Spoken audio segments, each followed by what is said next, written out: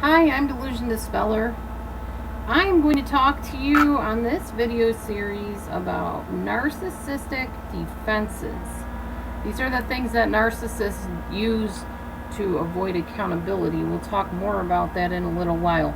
But first, I want to give a shout out and a hello and a happy welcome to several people. One of them is, let's see, Jeanette Umpierre. Hello. Thanks for subscribing. We got quite a few new subscribers, and I'm really happy to see all of you. I'm always happy when I see people subscribing, because that means you're getting my videos and the word is getting out. And hopefully you're sharing my videos.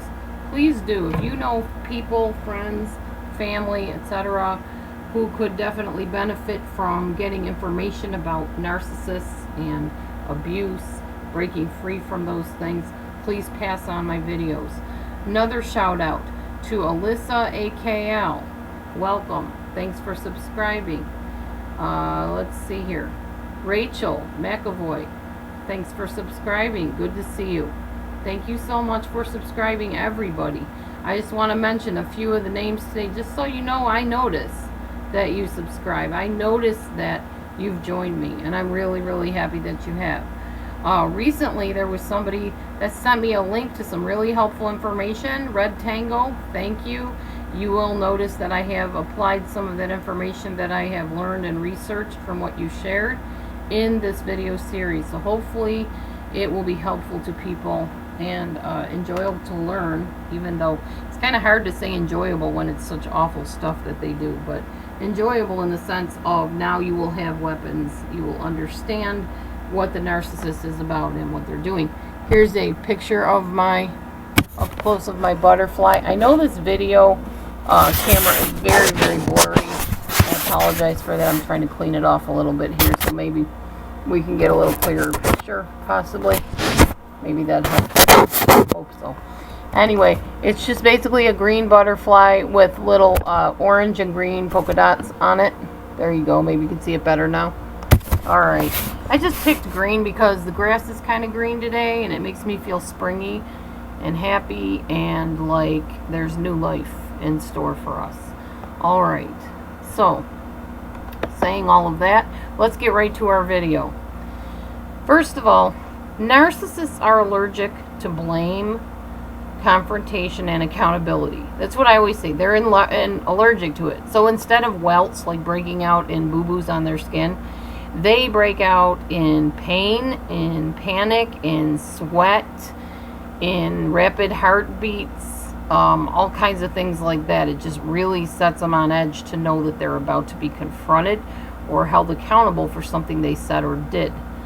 Which, similar to somebody with obsessive compulsive disorder who has to do like a ritualistic behavior in order to bring back that balance and that feeling of everything's going to be okay, the narcissist also has something that he or she has to do. They use something called defenses or defense mechanisms. And these are what we have experienced at the hands of these manipulative, controlling, abusive people. We're about to discuss these tactics, these defense mechanisms, in this video series, one at a time. Can't promise to keep these short. It's going to be however long it takes, but you'll get the gist of exactly what they do and how it all operates. Alright, one of the common defenses of a narcissist is diversion. They divert a conversation by changing the subject. And I'm going to give you an example of how they do this. I'm going to try to put the notes in on the video so you can read along if you'd like. But there's a few ways they go about doing this.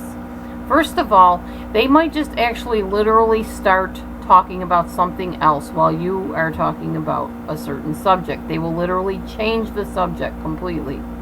Secondly, they might decide to take over the conversation entirely by redirecting the focus of the conversation onto themselves.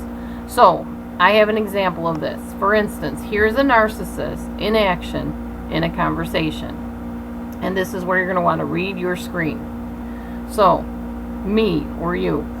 The other day I had a pretty good turnout at work. Our sales were higher than they've ever been, and people really loved our new side dishes. Now, this person obviously works at a restaurant, so they're talking about the new side dishes that were part of the meals and the menu. The narcissist says, I remember when I worked for that one restaurant, you know, the one with the brand new carpets, man, the food there was out of this world. There is no restaurant that will ever compare to that one. We had front of the house seating and even got complimentary side dishes and were seated before anybody else. And the response might be, that's great. I'm glad that you had such a great experience at your restaurant. That must have been really something. My job is just awesome. Because you're trying to interject back into this topic you were talking about. My job is just awesome. I love the managers there. They're so fair with the employees, and I think I have a shot at being promoted to assistant manager even. Narcissist response.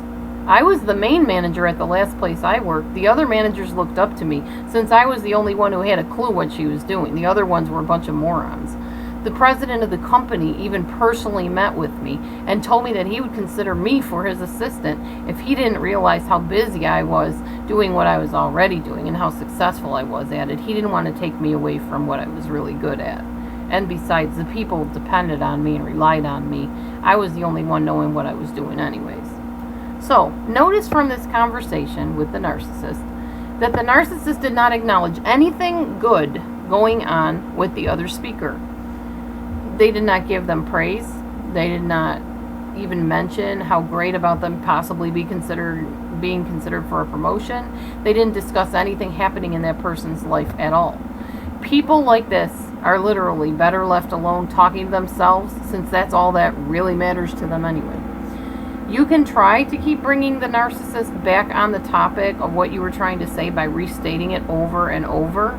You may even get angry. You may interrupt them. You may say, excuse me, I'd really like to finish what I was saying.